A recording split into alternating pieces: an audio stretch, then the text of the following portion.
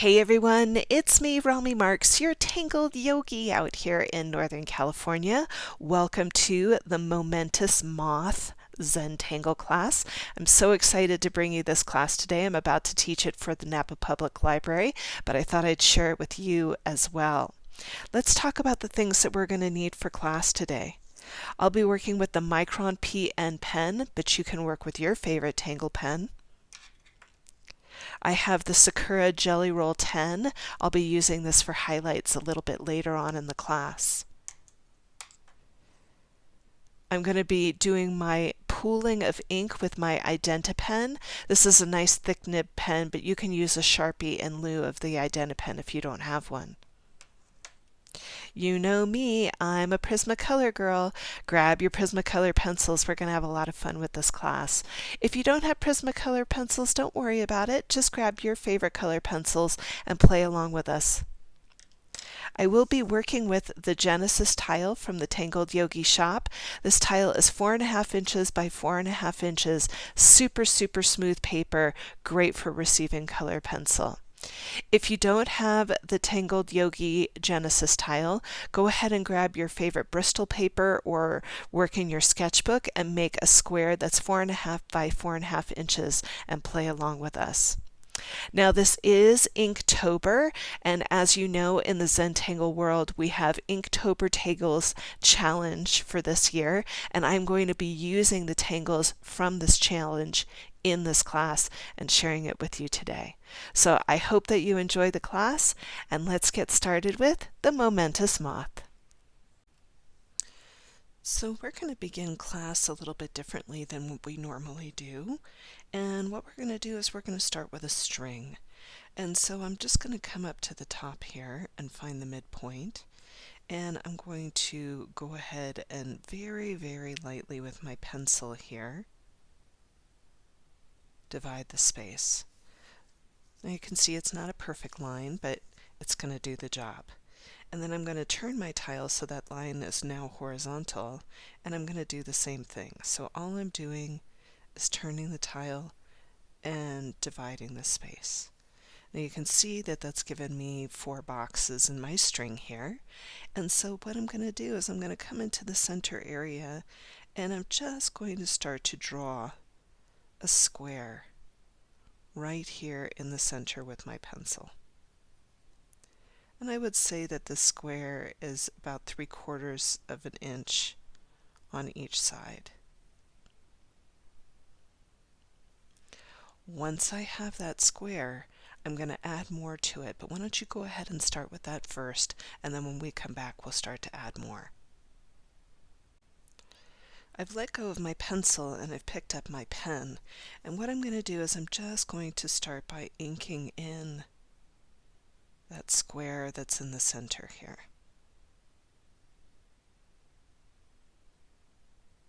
Now for our string today, we're going to start to build off of the square just a little bit. You can see that I'm on the right hand side of the piece here, and all I'm going to do is let this line continue out. And I'm auraing that string line that I have in the center. So I just aura'd this line right here. Okay? I'm going to turn my tile counterclockwise here. Or I'm sorry, I'm turning my tile clockwise here. It's very early in the morning. And I'm going to do it again. So all I'm doing is aura'ing that line that's right there. Turning the tile, coming to this line, and just taking it up to the top, turning the tile, and once again, just coming into that right hand corner there and aura'ing the line. So you can see that we've got all these wonderful lines that are emanating out from that central square. What I'm going to do is I'm going to aura this line now. So I'm just going to come in and I'm going to do a nice narrow aura going all the way down, turning the tile clockwise here. Nice narrow aura. Turning the tile clockwise.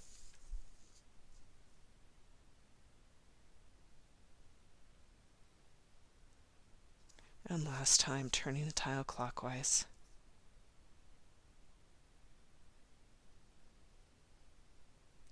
So that we've got this really great string in which to work in. So in Zentangle, the string is just a way of dividing the space so that you have little areas to work in to add your Zentangles in. So let's go ahead and take a moment, finish that up, and then when we come back, we're going to continue to build some shapes that we're going to tangle in. So I'm going to take my little gummy eraser and I'm going to let go of the original divisions that we had in here so that we don't have any question about what we're doing.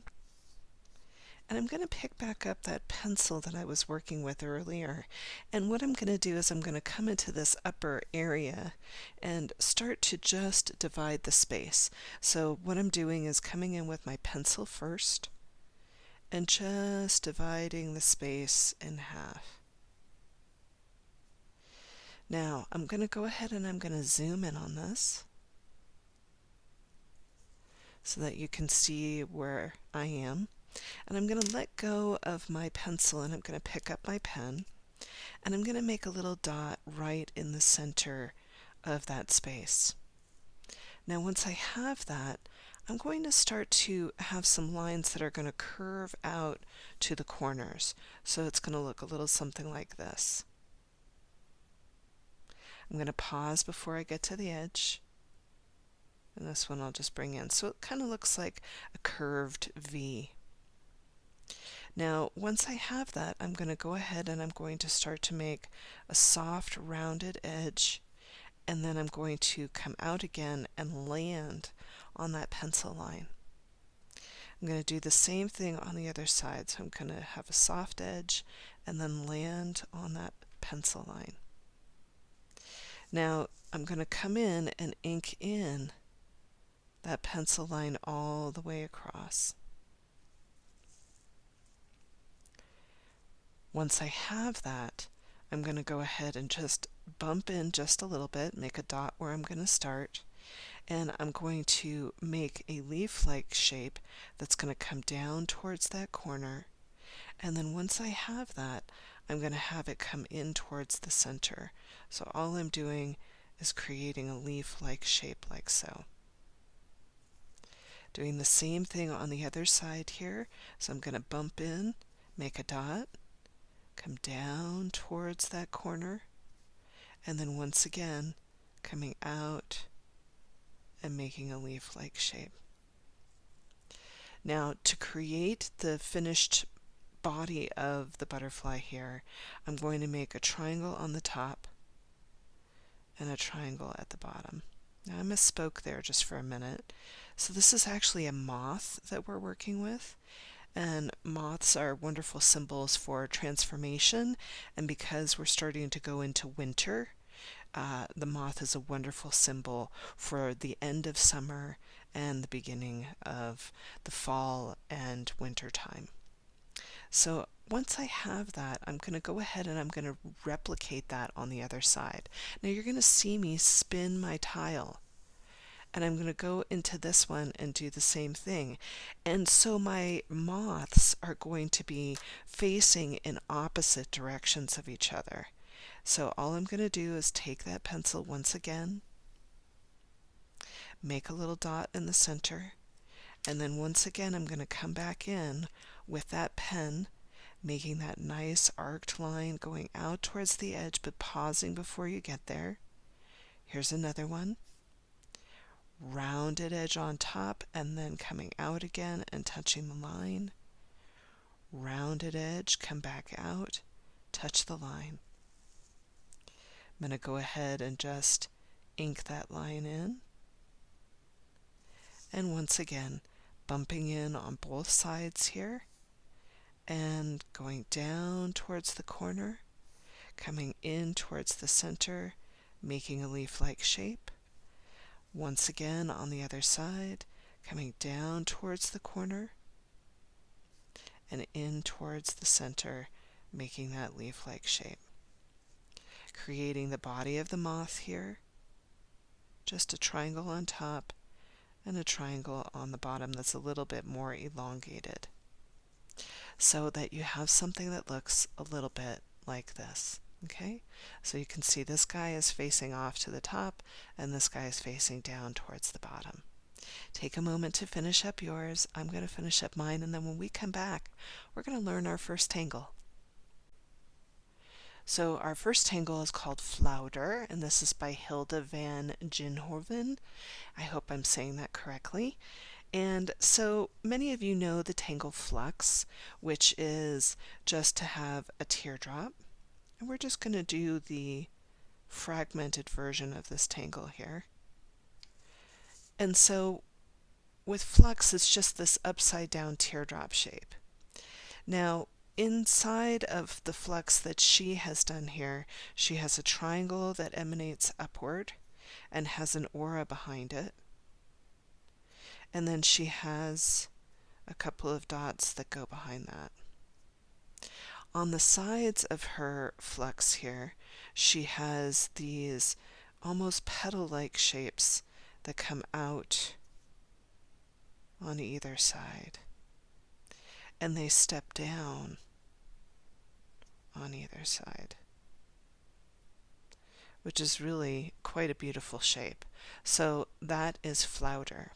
So let's go ahead and put Flouder into our piece that we have. So I'm going to bring back in the butterfly that we have here, and I'm going to turn it on its side here. Keep saying butterfly, but I mean moth. So what I'm going to do is I'm going to go ahead and start to create that teardrop shape, and I'm going to elongate it just a little bit in that center area right there. Once I have that, I'm going to go ahead and I'm going to bring those really nice petal-like shapes on either side.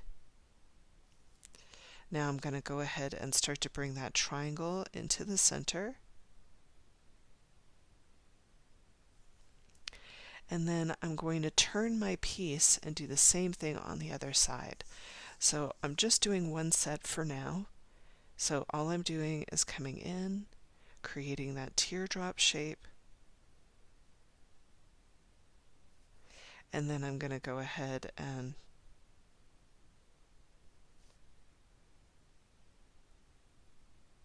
create those petals on the side. Once again, creating that nice triangular shape on either side.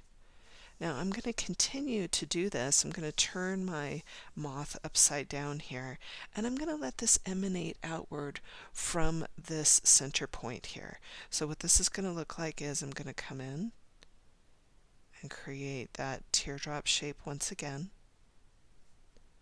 And then I'm going to go ahead and create that petal-like shape on the side.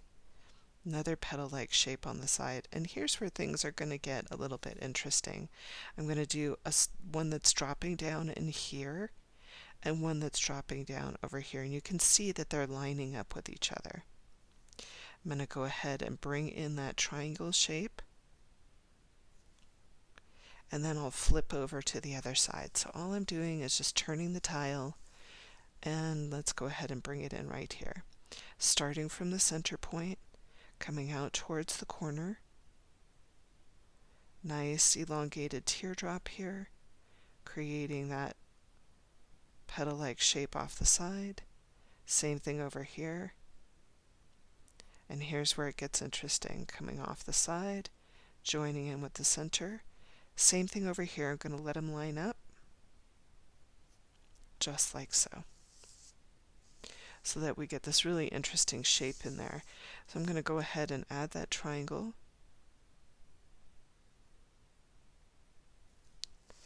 And we get this really beautiful design inside of that moth. Now I'm going to pick up my Identi pen here, and I love this pen because it's got this really nice thick nib for filling in space. And so what I'm going to do is I'm going to start by just filling in the head of the moth first. I'll fill in the body of the moth.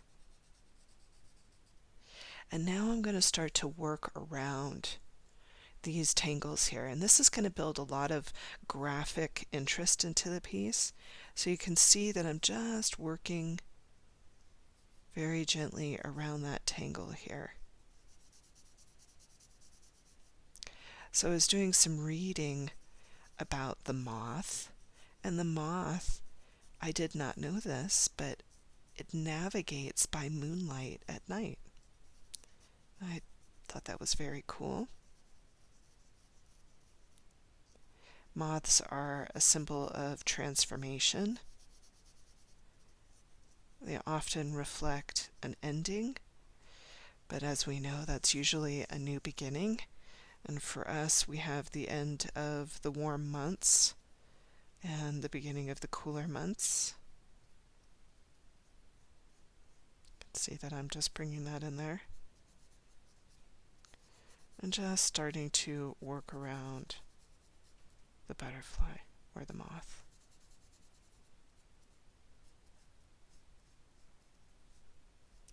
Letting that come in.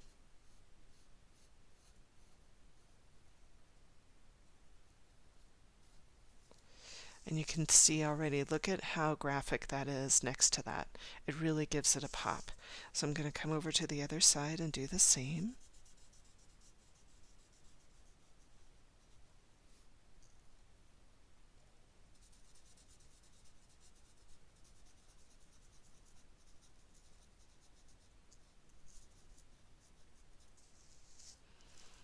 And coming down and around.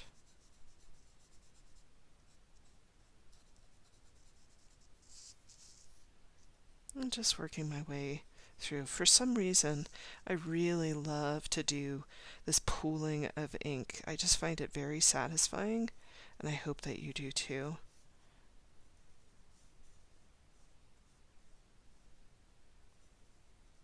Just working that through.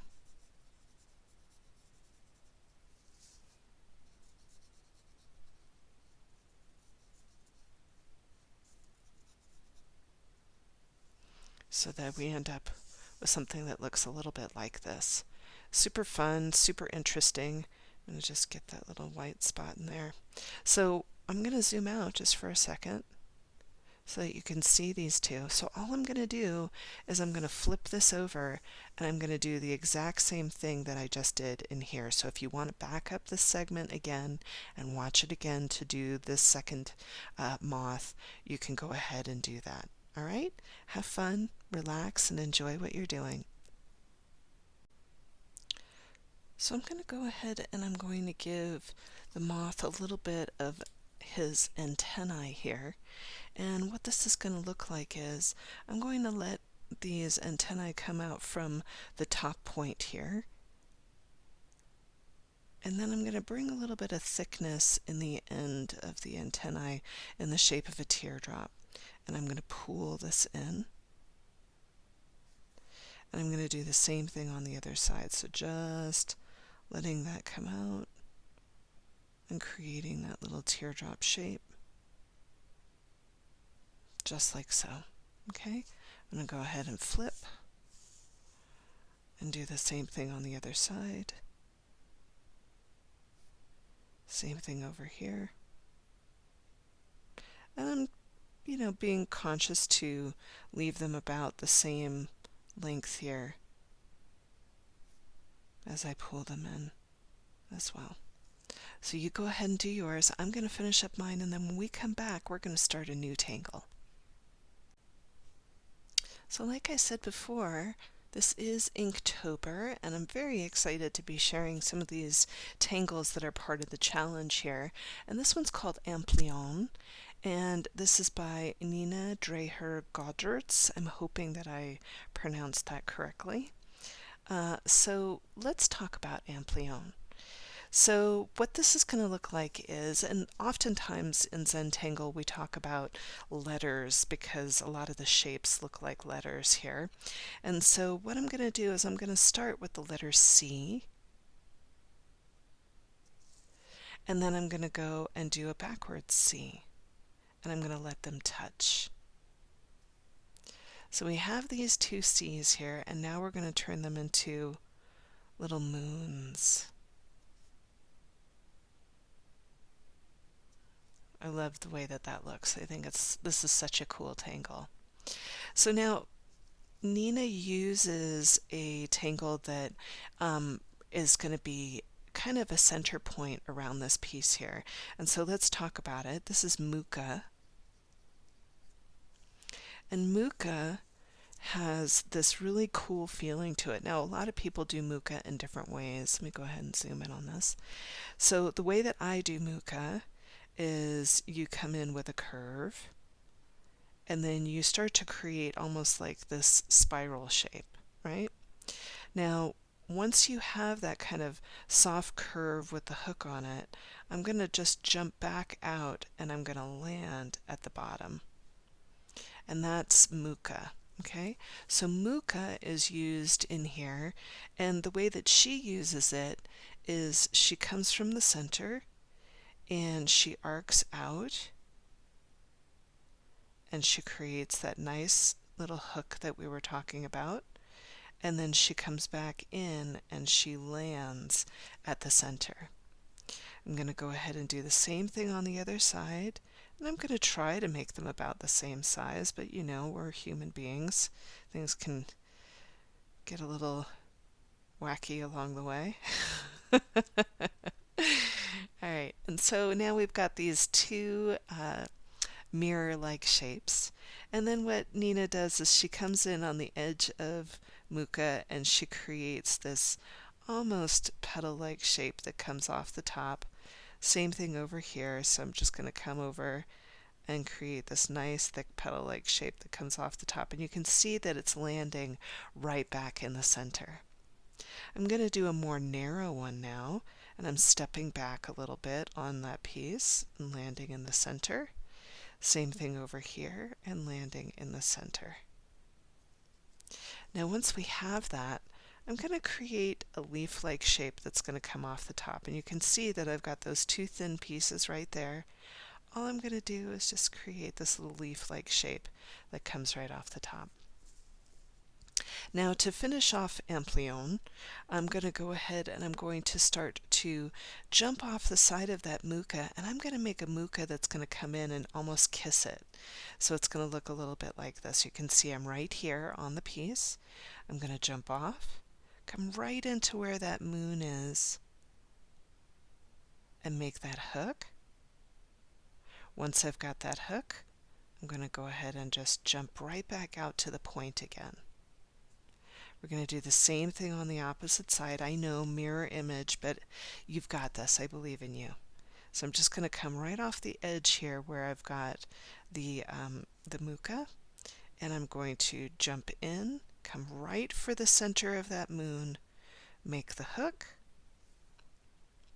Once you have the hook, you can go ahead and go right back out again. And that creates Ampleon, which is really, really cool. So let's go ahead and bring this into the piece. If you want to practice with this for a minute, go ahead and do so, and then when we come back, we'll bring it in. So for our piece, we're actually going to do a double Ampleon.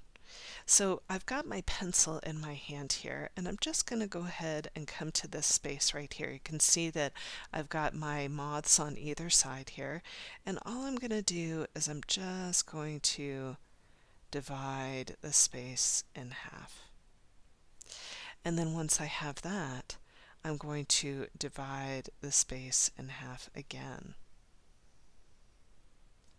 Now it should look like a little present in there, or like it has 4 boxes in which to work in. I'm going to go ahead and grab my pen here, and I'm going to start by creating those 2 C's. So let's go ahead and start with a C first on this side. You can see that I'm working in the upper boxes in here. So I'm just going to come in, and I'm a little bit below where the middle is, and I'm just going to do a letter C, and I'm going to let it touch that string.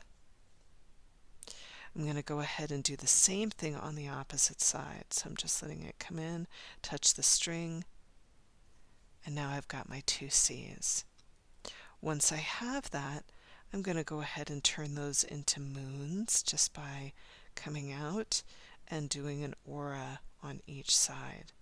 So there's the moon.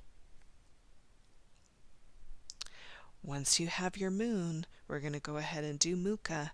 So here we go. I'm going to start by coming into the center here, and I'm going to let it go all the way out, out, out towards the edge, rounding off, and I'm going to create that hook-like shape. Once I've got that, I'm going to go from that shape right there, and I'm going to land in the center. So all I'm doing is coming back and landing in the center. I'm going to do the same thing on the opposite side, traveling out, out, out towards the edge, rounding off, and creating that hook. Once I've got that hook, I can go back to the center. I'm going to go ahead and start to create that nice, thick kind of petal shape that's going to come right off the edge of Muka and land in the center. I'm going to do the same thing again and land in the center. I'm going to step in a little bit and I'm going to do a thinner one. You can kind of consider it an aura, if you will. And coming back into the center. Now once I have that, remember that leaf-like shape? I'm going to come in, create the leaf, and drop back down. Now to finish this off, we're going to do that kissing Muka again. So I'm going to come right back in here, and let's go ahead and zoom in on this. I'm going to come right back in here.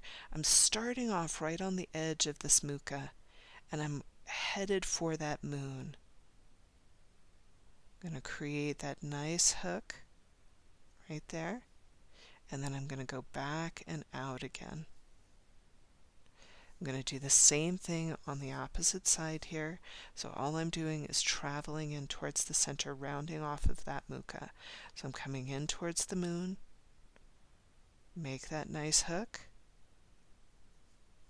and then I'm going to go ahead and come right back out again. And so there's our first Ampleon. Let's go ahead and turn the piece, and we're going to do it again on the other side, and you're going to see that it's going to build this beautiful meta tangle. If you need to pause me here, this is a great place to do it. Otherwise, we're just going to keep on rolling. So remember those C's that we had right here? We're going to do it again, and we want to make them about the same size. So all I'm going to do is I'm going to come in and I'm going to start with the letter C first. You can see that I'm going ahead and letting it touch the other one. And I'm going to do the same thing on the opposite side. Once I've got that, I'm turning them into the moon.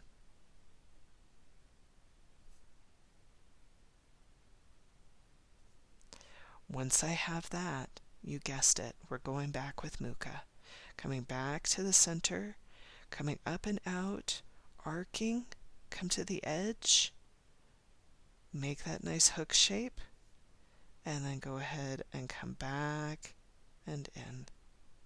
Same thing on the opposite side, coming out, out, out, get really close to the edge, make that hook shape, and come back to center.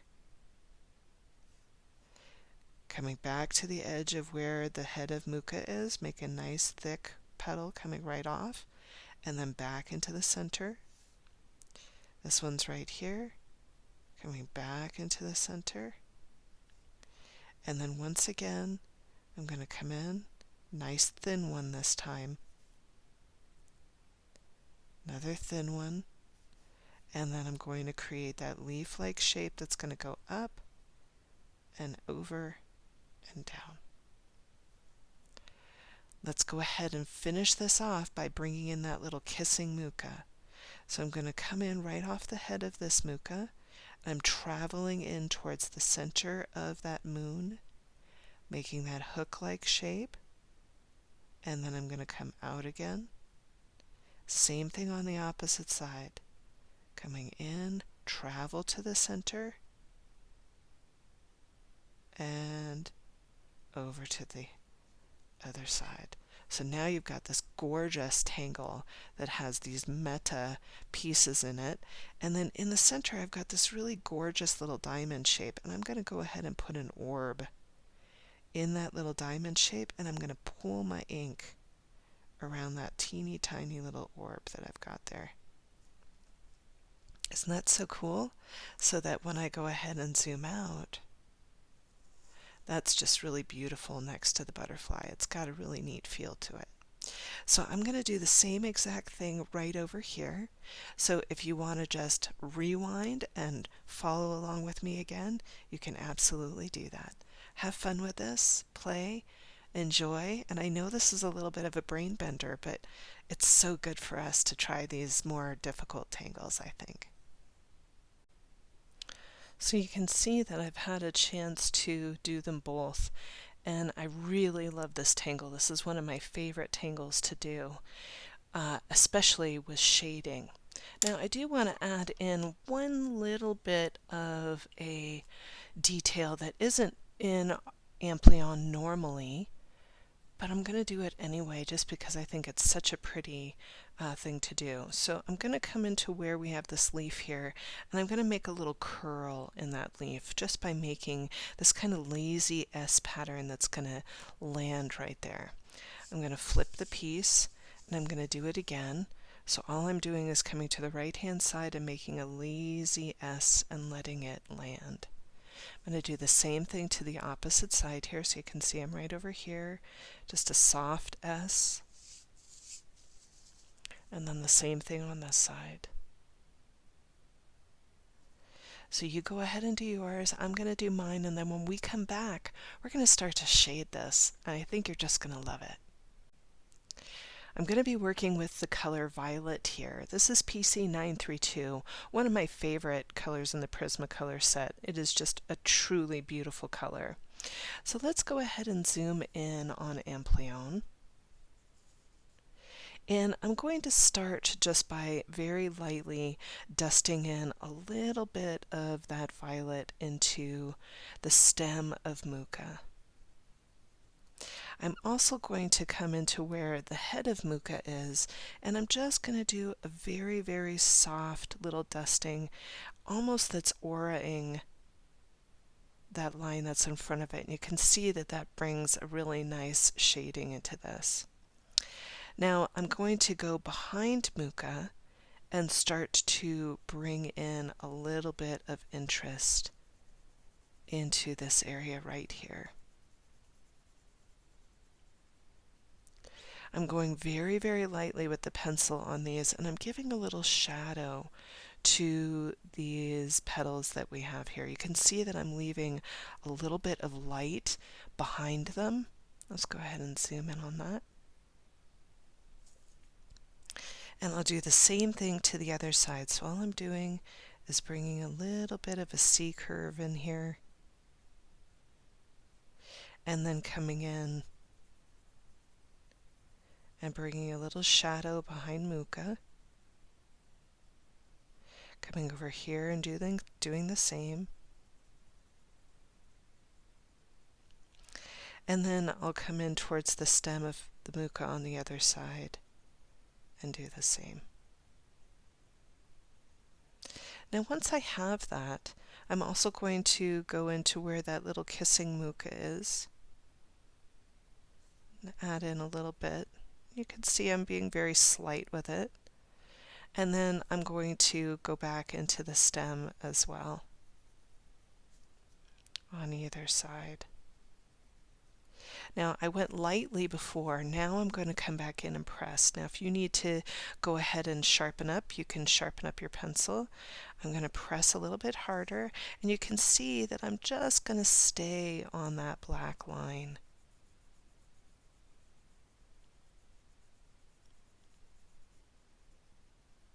Same thing over here. And then I'll go over to the other side and do the same. So all I'm doing is traveling along that black line, giving this a little bit more pressure here. I would say this is like a medium pressure. Super pretty. One of the most fun tangles to shade in here. Now, a lot of you know that I love to use the white pencil to do some extra blending work in here. And so I've picked up my white pencil and I want to make sure that it's cleaned off and that it doesn't have any other color on it.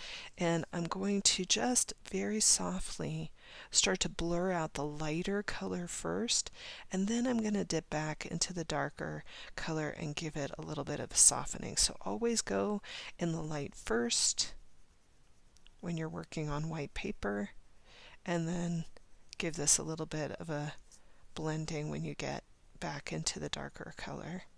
You can see I'm going to blur that out a little bit and come over here and do the same.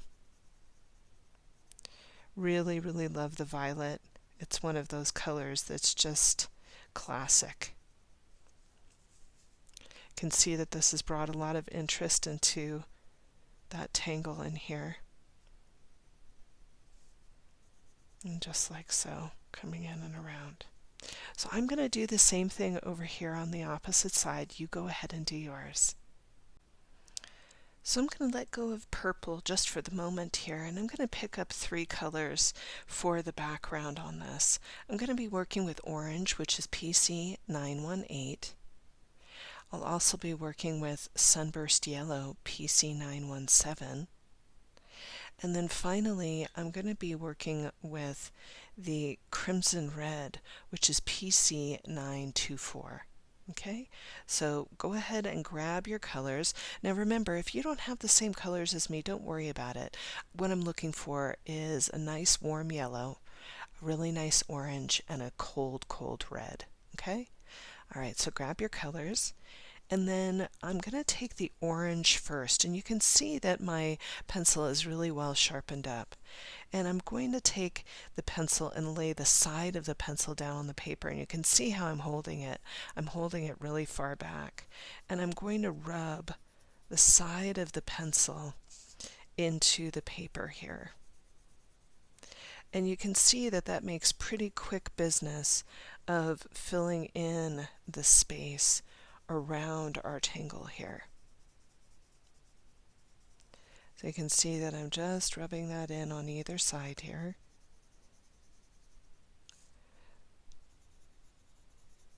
And I love using these colors in conjunction with each other. I just think they are really beautiful together. Coming in and working around. You can still see that I'm laying the side of the pencil down. I'm not working with the point. You can see how quickly you're able to fill in that space. I'm going to go ahead and dive into those spaces around the moons that we have in here.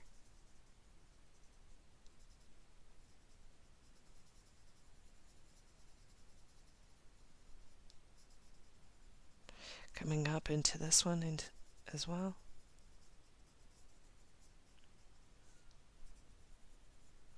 And you can see how it starts to define the shape a little bit too.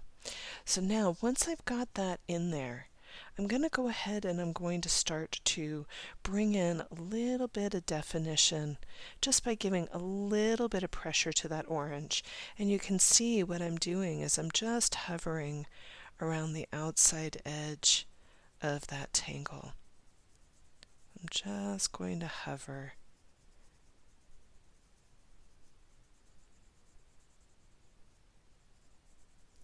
I'm going to come in and give this a little bit of a shadow underneath that muka. Same thing on this side.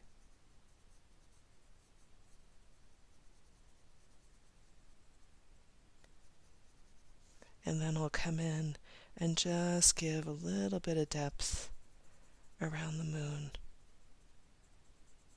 Now once I have that, I'm going to go ahead and let go of the orange just for a moment, and I'm going to just stay along the black line with a little bit of that crimson.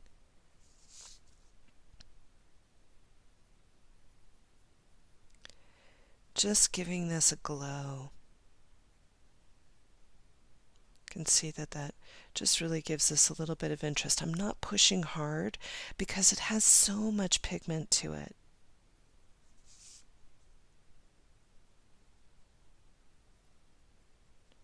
So I'm just working my way around. I'm going to come in underneath.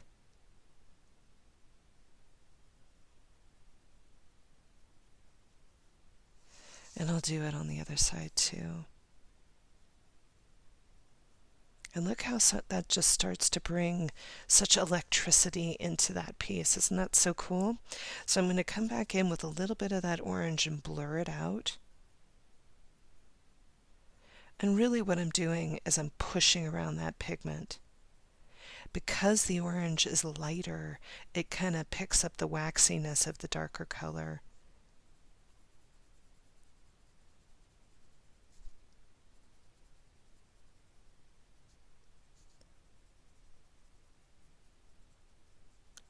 Oh, I love the way that looks. I hope you do too.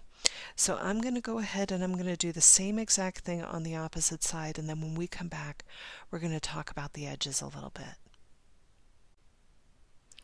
So you can see that I've had a chance to do the bottom piece. And we're going to do something called perimeter shading. Even though we've done interior shading, I'm still going to do a little perimeter shade.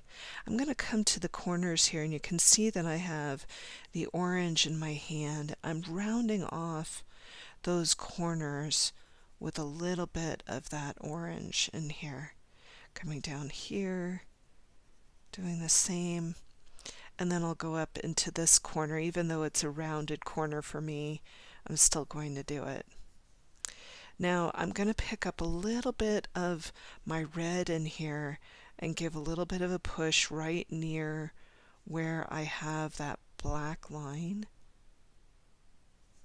Same thing down in here. And same thing over in here, just rounding off that corner. I'm going to pick up a little bit of that orange in here and just give a little blur.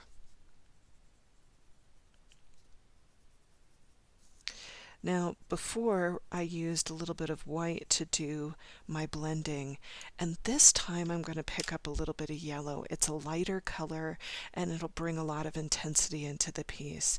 And so all I'm going to do is just blur out my edges of where my orange is all around the piece. And you can see that that brings this really neat electricity into it. I'm also going to go around that interior tangle that I have in here and just bring a little bit of yellow in there.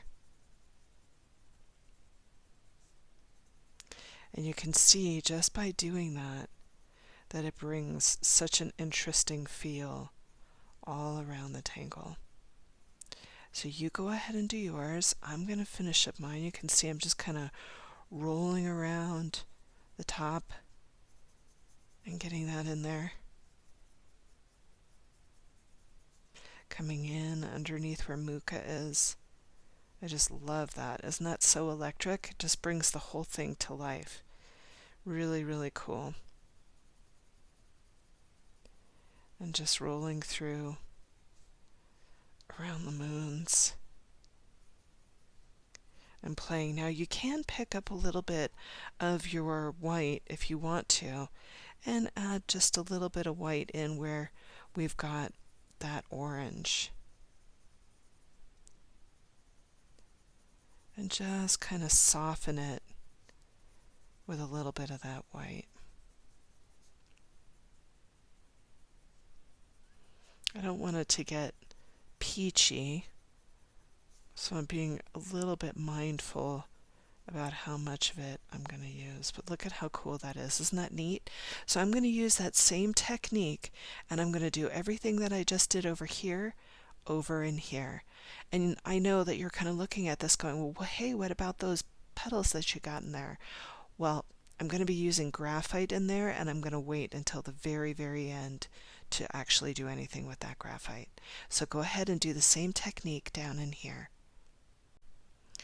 I'm going to carry just a little bit of that red down the side in here, just to give this almost a rustic feel. So you can see I've got a little bit of that red going down the side there, and I'm going to pick up a little bit of that orange and blur it out.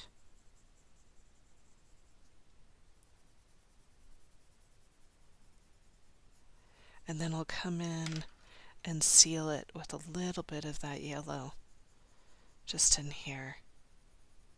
You can see that that really gives this a really nice feel. It kind of frames the whole piece, which is really, really nice. So once I've got that done, I'm going to go ahead and I'm going to pick up my tortillon, and I'm going to also pick up my graphite pencil. Now, your tortillon is just a blending stump, and mine seems to have run away from me.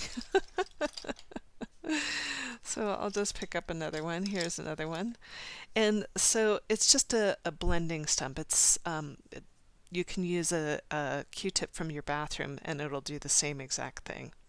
So let's go ahead and dive back into this piece in here.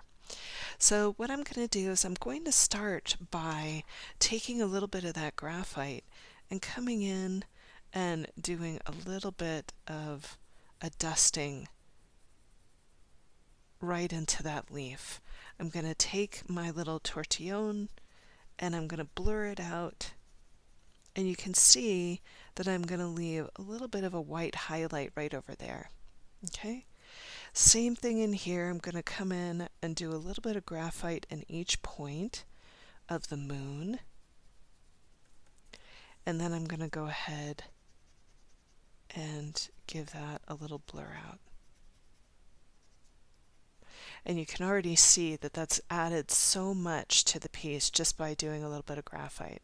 So I'm going to do the same exact thing in the other side, and then I'll do the same thing down in here. You go ahead and do yours. I'm going to pick back up that purple that we started with early on. This is the violet here, PC932. And you want to make sure that your PC932 is all ready to go. I'm going to sharpen mine up, make sure that it's ready to rock and roll. So I'm going to start to work around the moth in here, and you're going to see me come in and add in a little bit of that purple around the moth. Now I'm kind of feeling like it might be nice to have a little bit of tipple, the Tangle tipple around this, so you're going to see me just randomly start to add some orbs around my moth before I actually add in the purple. For me, sometimes I feel the need to just bring this tangle in if I'm just wanting a little bit of extra something. So I might add just a little bit down over in here as well. And that feels pretty good to me. So you can see that I've just added a few orbs in there. So I'm going to go ahead and I'm going to start with the purple here, and I'm going to do just a really light dusting around those orbs and around the moth. You can see that I'm just using the side of the pencil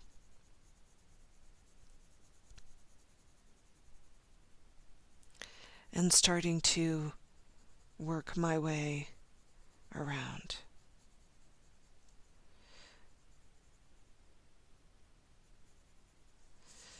And I love using colors that are in another part of the piece because it has a way of making your eye land a little bit more softly. Sometimes Zentangle can be very, very busy, and I like to use color to give it a little bit of gravity. So you can see that I'm actually just going right over those antennae because the violet won't really impede that pen. You don't feel the loss of it like you might if you were using a lighter color. So I'm just working my way down.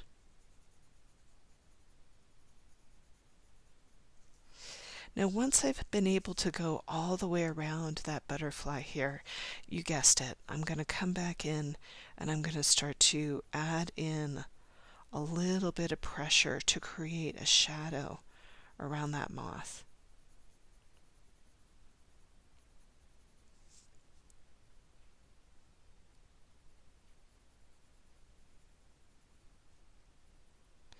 So I'm just really getting in there and giving it a shadow.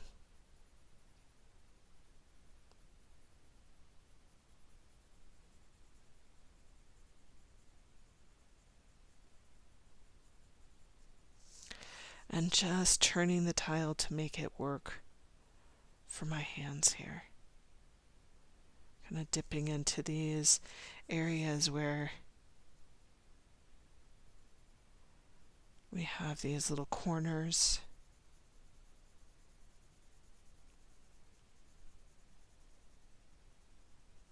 And just coming around the edges. Just giving it a little bit of interest. See me turning the tile again.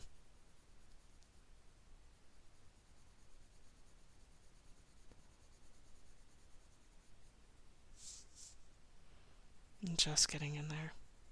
Now I'm using a medium pressure here. I'm not going really hard with this, just giving it a medium pressure. And then you can come in right along the edge of that moth and just give it a little bit more of a push. Get that really vibrant violet.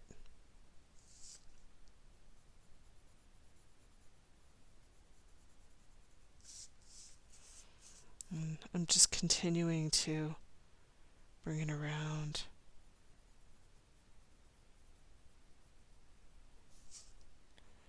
Really soft and pretty. Love the way that that looks. Now once I've got that, I can pick up a little bit of that white that we were working with early on. You want to make sure that there's nothing on that pencil.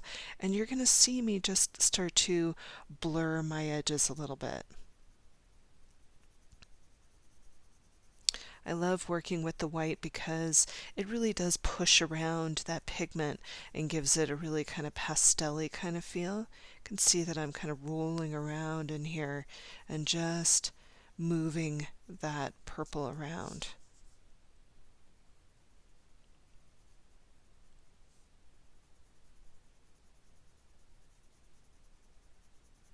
And just playing. I love to watch that pigment move. It's beautiful to me, and it does give it a little bit of a glow.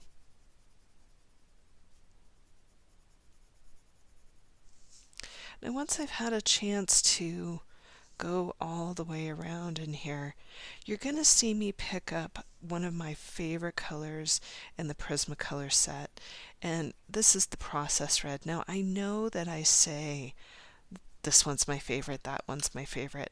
There are some colors in the Prismacolor set that just do really cool things, and Process Red is one of those colors.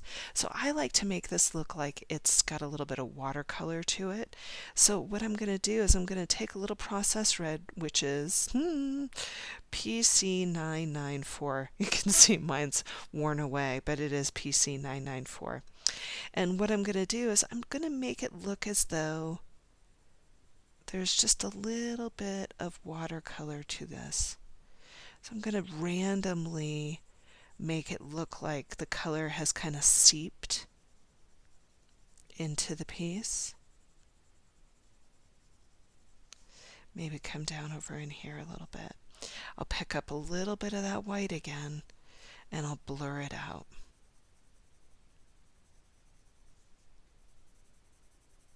Making it look like it was just kind of accidentally dropped in there. I love that look of randomness. Isn't that so soft and beautiful? So you go ahead and do yours. I'm going to do mine, and then when we come back, we're going to add a little bit of wallpaper and a little bit of shading. So I'm picking back up the violet here, and I never like to assume my students have done something with me before. This could be your first video with me, so I'm going to talk about wallpaper.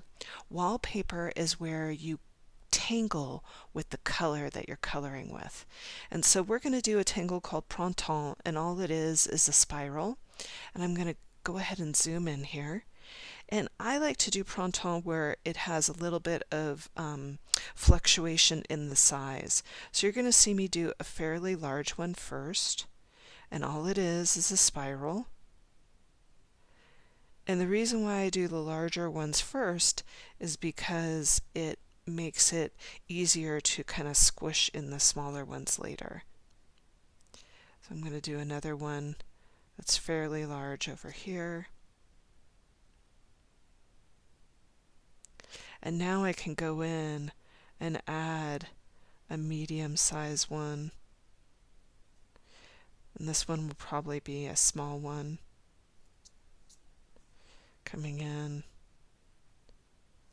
and bringing that in. And look at how that just brings out that background in such a nice way.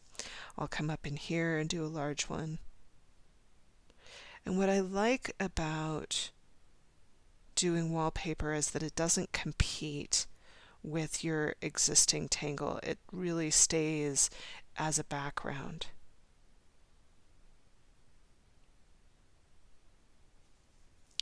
We'll come in over here, make it look as though there's a larger one over here, and then I can put a smaller one right next to it. For me, I love this technique. It just adds so much to the piece, and I really enjoy it. I hope you do too.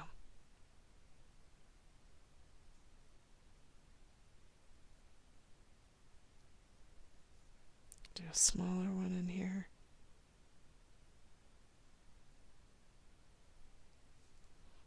I'm going to do a medium size one, I think, in here.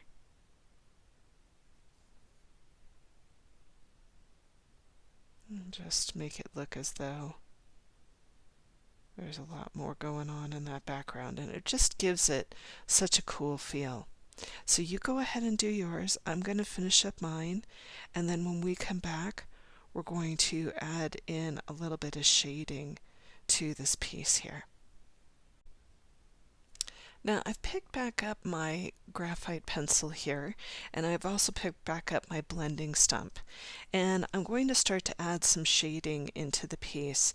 I'm going to start on the inside right in here and give this a little bit of some graphite, and you'll notice that when I get closer to the points, I'm going to let it stay light. So I'm going to do the same thing over here,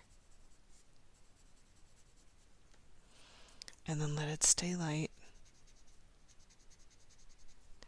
And then I'm going to come out to these edges in here and do a little bit of that same kind of shading that we did inside of Muka, just showing off the roundedness of that petal here.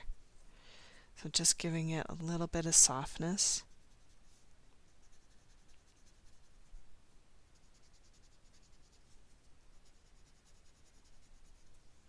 And I just love how that brings a really nice energy into the piece. So you go ahead and do yours. I'm going to do mine.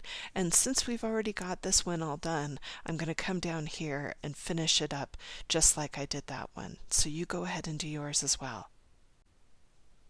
Isn't that so fun? I hope you're enjoying it. So I'm going to add one last tangle into the center here. And this is called Ambler. Ambler is a headquarters tangle, and so what we're going to do is we're just going to do a square, and what we're going to do is we're going to go inside of that square and start to do an aura. So it's going to look a little something like this, and we're just going to keep on going in towards the center. Now, the cool thing with Ambler is that you can add a little bit of weight to it, and that is what makes this such a cool tangle. So I'm just going to go ahead and add a little bit of weight on the right hand side and a little bit on the bottom. You can see that I'm just adding that weight in there. Just like so. I might just get that to go in one more so I can add a little bit of weight there. So that's what makes this such a cool tangle. And a lot of people love to shade this tangle on the diagonal, and you can see that I've just picked up a little bit of my graphite, and I'm going to just take a little bit of my tortillon and give it a little bit of shading, which makes it look really, really neat. It gives it a little bit of dimension. We're going to do ours a little bit differently in the center and make it a little bit more gemstone-y, but I think you'll really enjoy it.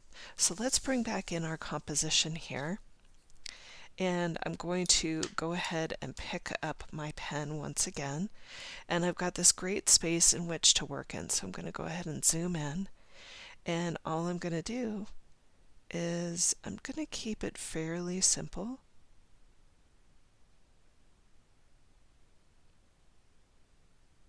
You can see that I'm just working my way around. Now once I've got that in there, I'm going to add the weight.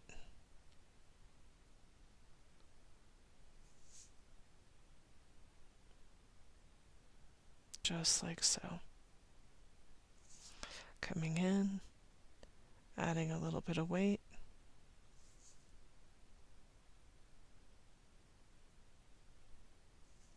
And I think I can still add just a touch in there too.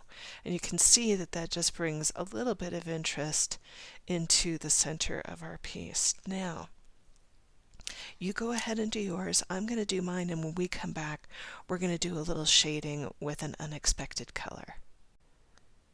So I'm going to bring in an unexpected color. I'm going to bring in some greens into this. I've got lime peel green, which is PC1005. It's a lime peel color, but it has a little bit more earthiness to it, which I really love. And then I'm also going to be working with the peacock green, which is PC907, and this has a very nice teal feel to it. Now, if you don't have the peacock green, you could use grass green in lieu of it. So what I'm really looking for is a light green and a dark green. Okay? So let's focus in on this part right in here. I'm going to start with the lighter color first, and I'm going to start to dust it into that tangle that we just did. And you're going to see me go right over that tangle. I'm actually trying to make it look as though that tangle was embedded into the center. So I'm actually going right over the ink that I have there. You'll notice that I'm leaving a little bit of lightness in that upper left-hand corner here, and that's going to give this a little bit of sheen and shine. Let's go ahead and zoom in on that. And then once I have that, I'm going to go ahead and start to bring in a little bit of that darker green right along that lower right-hand corner. I'm using a medium pressure here, so I'm not going too hard with it. And then I'm going to come in and I'm going to press even harder just along that outside edge. Now once I have that, I'm going to go ahead and start to bring in a little bit of that lime peel green again, and I'm going to blur everything out. You'll notice that I'm going to leave a little bit of that lightness in the upper left-hand corner, but I'm really getting this to soften up quite a bit.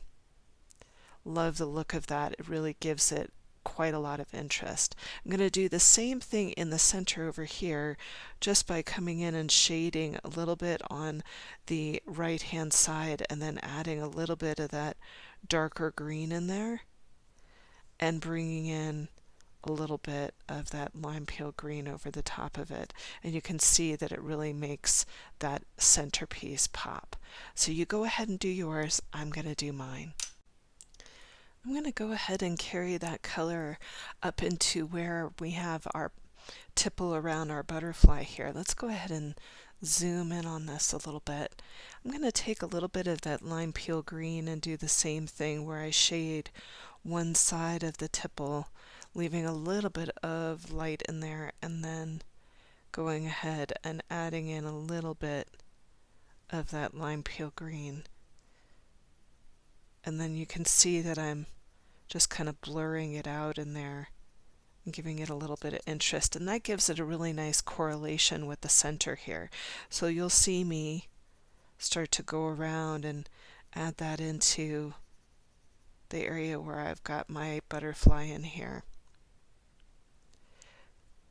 And you heard me talking a little bit early on about how I like your eye to have kind of a place to land whenever you're working with a Zentangle, and I feel like color does a really great job of helping the eye to get a little bit more relaxed when it's looking at a very busy composition. And you can see that just by adding in a little bit of that green, it really lets your eye kind of jump around the piece, but it has, it has a rhythm to it, which I think is really important. One of the things that I'm going to do is, because I have so much yellow in here and I don't have any in here, I am picking back up my sunburst yellow. And remember how I had told you that I had some kind of like a watercolor feel by adding in that process red? I'm going to just add in little dustings wherever I have the lightest parts of my purple of that yellow. I'm not doing too much of it, I'm only doing a couple. And I just want it to feel as though a little bit of that yellow got into where the butterfly or the moth is. You can see that I've done it down in here. It will muddy up a little bit, but that's okay. I kind of like the earthiness of it, and I hope that you do too. All right, so when we come back, we're going to add just a couple of highlights into the piece, and then we're finished, babe. So I have in my hand the Jelly Roll 10. This is the Sakura White Jelly Roll, and it's one of my favorites. And I'm just going to get it started here just by running it along my finger here.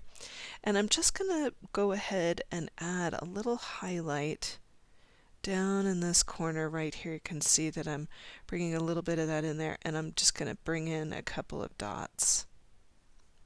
And that's just going to give that a little bit of interest. You can come into where you have your tipple. I can see I forgot one. Happens. And just give those a little bit of a sheen in the darkest part. Can see how that just brings in a little bit of interest there. Coming into this piece right over in here and adding some. Can do a little bit over here as well. And then for the moth here, I'm going to just come in and add a little bit of a line with a couple of dots. I'm going to flip it, and I'm going to do it again. So just a little line and a couple of dots, just to make it look a little bit interesting. If you wanted to, you could come out and add some dots into the area around your tangle if you wanted to, just to make it a little bit more interesting. I'm going to go ahead and bring this right back around again so that you can see what I've been up to. All right, so take your time, finish up your highlights, and we're going to talk just a little bit about shading right into these areas of your tangle in there. That's Ampleon. So it felt like it needed just a little something up here in the petals. So I've got the lime peel green in my hand here, and I'm just going to dust a little bit of that lime peel green in there and bring a little bit of that peacock green in there just to give it some interest, and I'll blur it out just to make it a little bit more interesting. You're going to see me turn it over, and then I'll go ahead and add a little bit of that darker green in there again. And you can see, just by doing that little bit, notice this side versus this side. It just gives it a little bit more interest. So you go ahead and do yours. I'm going to finish up mine. I'm going to take a little bit of graphite here, and you can see that I'm going to come back to our string that we started with, and I'm going to dust in a little bit of graphite that's going to come to the halfway point on each of these little bands that we have here. You can see that I'm just kind of dusting it in, bringing that across. I'm going to pick up my tortillon and give it a little bit of a blend out there. just to give it some gravity in the center. You know, I'm always looking for ways to bring a little bit more interest into a piece, and leaving that white just didn't feel like it was finished. So I'm going to come back in wherever I have those overlapping lines and press a little bit harder on the graphite just to give it a little bit more definition. And then I'll come back in with my tortillon and give it a little bit of a blur as well. And I feel like that gives this a little bit more depth and interest in the center. Okay, so you go ahead and do yours. I'm going to finish up mine. I've gone ahead and put my chop in my piece. That's my initial that's right down here in this corner. And lately I've been really enjoying using the color pencil and just putting it into the background so that it's not so vibrant inside of a piece.